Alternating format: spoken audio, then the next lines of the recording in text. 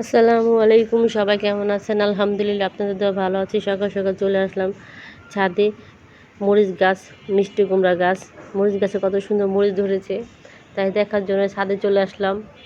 প্রত্যেকটা ডোগায় ডোগায় মরিচ ধরেছে। এটা মিষ্টি কুমড়া, একটা লাউ গাছ, মিষ্টি কুমড়ার শাক। এই যে বিড়াল এত দুষ্ট, রে বাপ রে বাপ! আমি কিন্তু এটা পালি না, কোথা থেকে যেন আসছে, আইসা পুরো দখল করে নিছে আমার ঘরটা, আমাদেরকে।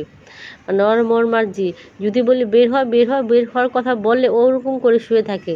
আর তা সে আর ওঠার কোনো নাম নাই, দুই পা সোজা করে একদম টান করে শুয়ে থাকবে। তার রাজনীতি চলতেছে এখন, কি আরাম করে শুয়ে আছে। আজকে আমি বানাবো ডিম পাউরুটির চপ। এই জন্য আমি পাউরুটি নিয়ে নিলাম এবং ডিম একটা সিদ্ধ করে নিয়েছি। আমরা যেহেতু দুজন মানুষ, এই জন্য আমি একটা ডিম নিয়েছি। একটা ডিম দিয়ে আমি 4টা পাউরুটির চপ বানাবো। এখন আমি ডিমটাকে কেটে নিব।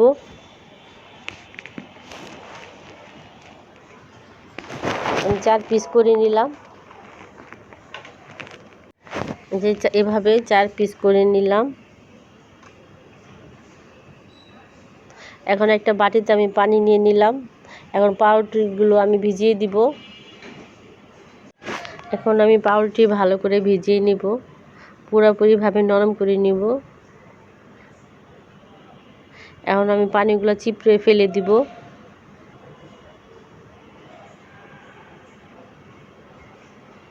এই যে চিপড়ে ফেলে দিলাম এবং হাত দিয়ে এখন ভালো করে মেখে নেব আটার মতো করে।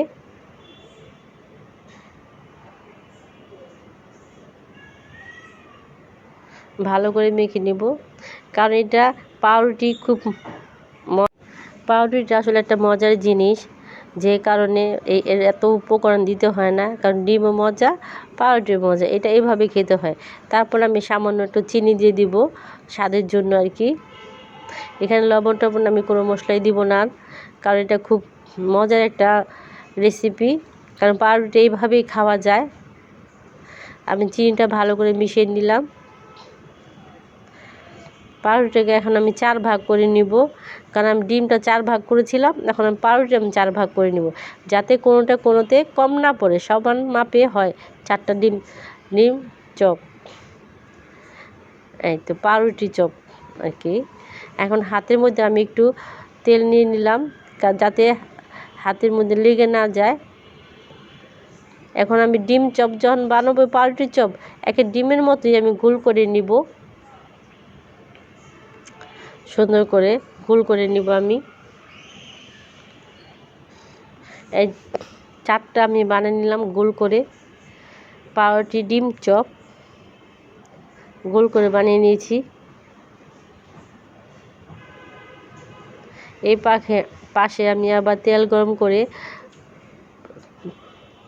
ডিম পাউরুটির চপ আমি ছেড়ে দিলাম এবং উল্টায় পুল্টায় দিলাম, যাতে সব পাশে ভালো করে সিদ্ধ হয় এবং মচমচা খাস্তা হয়। এই যে ভালো করে ভেজে নিলাম।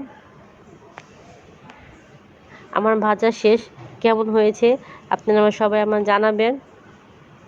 আর এইভাবে বাচ্চাদেরকে বানিয়ে দিতে পারেন, বাচ্চারা খাবে।